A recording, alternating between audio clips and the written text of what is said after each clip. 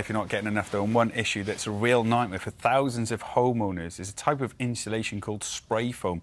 People had it installed to help keep the heat in their homes, and for years the government even handed out grants to have it done. Yeah, but DIY expert Wayne Perry's been to investigate how it's now being called a scandal, leaving some properties unsellable. Spray foam roof insulation has been marketed as an effective way to warm up your home. And until March 2022, it was even part funded by the government's Green Homes grant. But as some homeowners are now discovering, whilst it might have brought the room temperature up, it could have brought the value of your house down. 6 months ago, Carol from Southend-on-Sea wanted to release money from her property to do up her garden.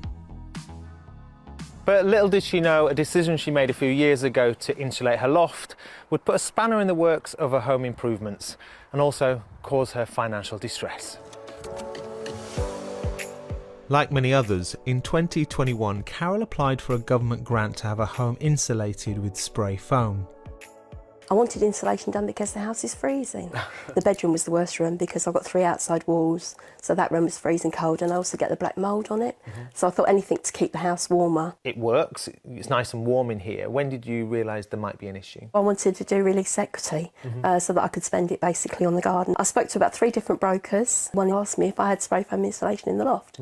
So I said yes. So he said, well, that's a problem. They'll insist that you take it out. Did they say why? Apparently it can cause moisture to rot the rafters, so it can do damage to the roof. Carol has looked for quotes to have it removed, but it would cost her around £6,000.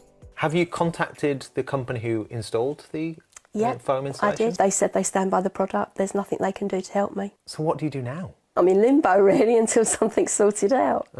I feel like I've been stupid, I suppose, in some ways, because there is research out there, but I didn't look for it because I thought the government would have done due diligence, you know, before they offered it to people. But I'm stuck, really. I don't know what to do. It's not just releasing equity you can have a problem with when it comes to properties with spray foam insulation, it's selling the property too. Bridget lives in Bristol with her partner Colin. A few years ago, they paid around £4,000 to have spray foam insulation in their loft. And whilst it did make the property warmer when it came to selling, she soon found it cooled interest in a purchase. The agent rang us and said, I'm sorry, your buyer can't get a mortgage. Basically, they were told that once they were alerted that we had a spray foam insulation, they wouldn't touch it. And unfortunately, that means that if they can't get a mortgage, I can't get a mortgage. So if I want to remortgage or release equity, I'm stuffed. Did you go back to the company who sprayed the foam in the roof? I did. I went back to them and they basically said it's a whole load of scaremongering. So what are you doing now then? We can't do anything. What do? We keep being told the only way you can sell is to have it removed. Who's going to pay for that? How on earth can a householder like myself end up liable for something when we're trying to do something good to insulate your home and make it better? So instead of making it a better asset, I've now made it into a millstone, really, because it's unsellable, unmortgageable.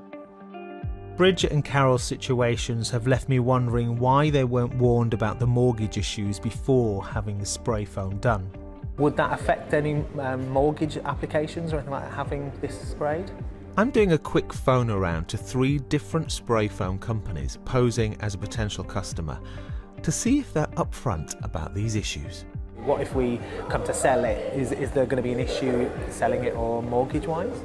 One company did acknowledge there are some issues with people being able to get mortgages if they've had spray foam insulation. What's really shocking is some companies say that they've never heard of an issue, even after 5 years of installing the spray foam, even when explicitly asked, is there a problem? I want to find out more about why spray foam is considered such a risk for lenders. Steve Hodgson is a chartered surveyor who advises on issues surrounding spray foam installations.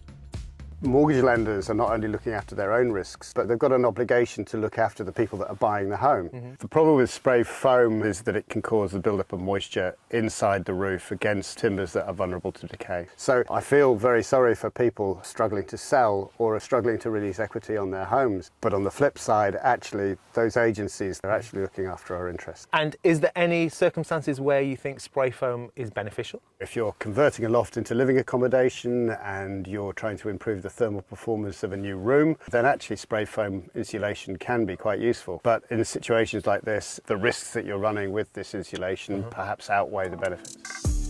When using spray foam insulation, you need to make sure the loft or room you're using it in is well ventilated to avoid damp and condensation, which is why a loft conversion with windows and ventilation can be one way of using spray foam effectively.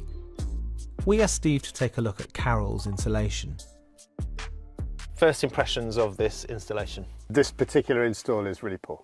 Even if you look just up here, you can see that huge gap between the insulation and the timber, and that means that the insulation really does not do its job at all. But also what we've found is when we've tested the timbers behind that they're significantly wet. Now that's not totally unexpected at this time of the year, but the foam may then prevent evaporation and drying. The other point about spray foam is that it keeps the heat in your loft, but if your loft isn't in use, there's no point in heating it. It can be cheaper to simply lay insulation on the floor of your loft, keeping the heat only in your home. This property lends itself very well to insulation across the ceiling, and that would have given a very good level of insulation without putting any of these timbers at any risk of decay whatsoever. If you've had this installed, or you're buying a house and you see that this is installed, what should you do?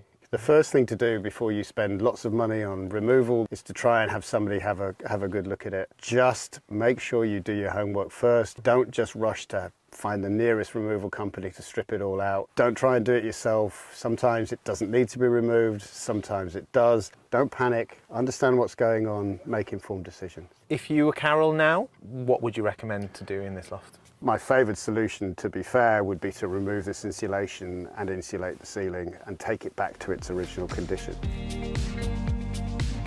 My heart goes out to Carol and Bridget and anyone else who's concerned about their insulation. It's just a reminder, if you are doing any home improvements, do your research and weigh up all the options.